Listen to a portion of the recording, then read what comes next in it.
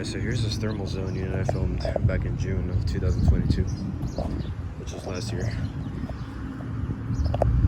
And it's off right now, as you can see. So this is a 1.5 ton from November of 2014. This was running. I guess it's gonna be off by the whole entire day. It's got a Copeland scroll compressor, and it is a very interesting install. This camera does not want to focus. This thing is connected to a generator, I think.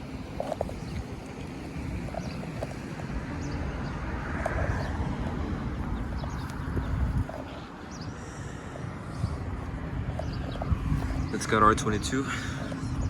Nothing else to say about this unit, but it's very interesting.